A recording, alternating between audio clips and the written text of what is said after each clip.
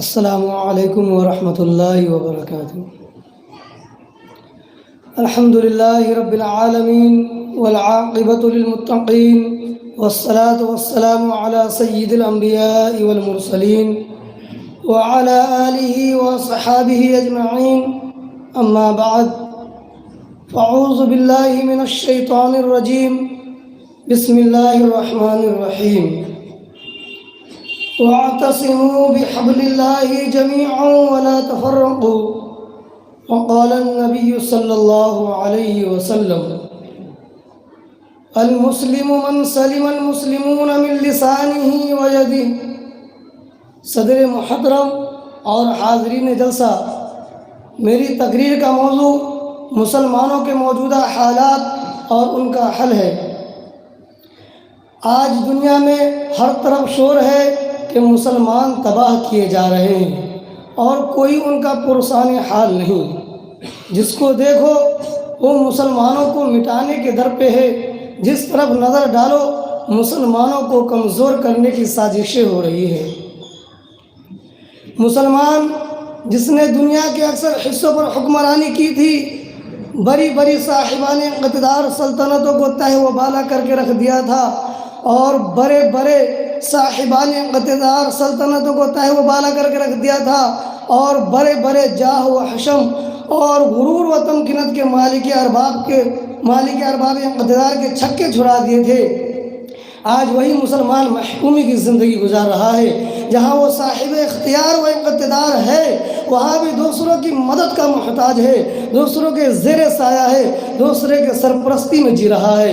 کتنی حسرت و افسوس کا مقام ہے کہ مسلمان جس نے دریاؤں سمندر پر حکومت کی، مسلمان جس نے صحراؤں بیابان کو اپنے زیر نگی کیے، مسلمان کہ جس کے حکم کے تابع داری جنگل کے بے زبان جانوروں اور مشرق سے لے کر مغرب تک، جنوب سے لے کر شمال تک اڑتی ہوئی ہواؤں نے کی۔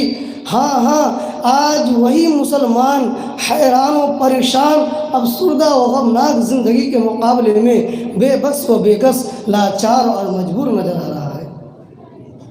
آخر ایسا کیوں ہوا؟ مسلمانوں کو یہ دن کیوں دیکھنا پڑا؟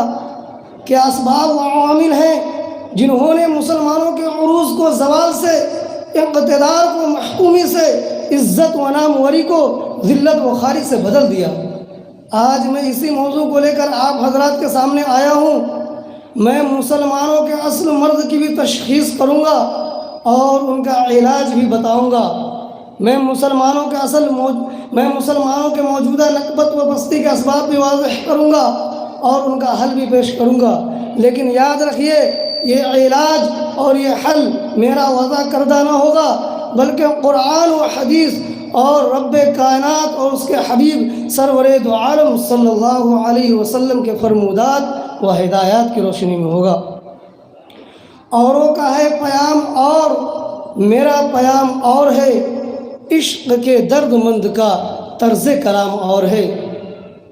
صدر محترم، ہماری زندگیوں میں ایسا انقلاب رونما ہو جائے جو گردش وقت کو پھیر دے، حالات کے رخ کو موڑ دے، تاریخ کا دھارا جو غیروں کے سمت بہہ رہا ہے اس کی بہاؤ ہماری طرف ہو جائے، ہمارا ہی کایا نہ پلٹے بلکہ کائنات کا کایا پلٹ جائے، پھر کیا ہوگا آپ جانتے ہیں؟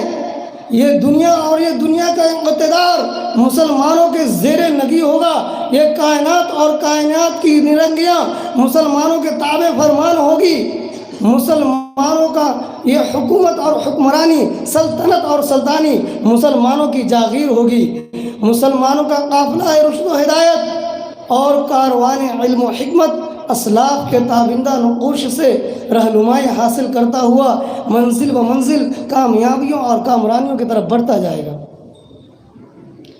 محترم بزرگوں اور دوستوں، آج مسلمانوں کو اپنی صفوں میں اتحاد پیدا کرنے کی ضرورت ہے، اختلافات کو مٹانے اور آپسی بھید بھاؤ کو ختم کرنے کی ضرورت ہے، ایک دوسرے کے دکھ درد میں شریک ہونے اور ایک دوسرے کے ساتھ سچی ہمدردی کرنے کی ضرورت ہے۔ منوتوں کے رشتے ناتا کی تفریق اور گروہی عصبیتوں اور فرقہ بندیوں کی زنجیروں اور بندشوں کو توڑ پھینکنے کی ضرورت ہے، اس کے بعد اللہ تعالیٰ کی رسی کو مضبوطی سے پکڑ لینے کی ضرورت ہے۔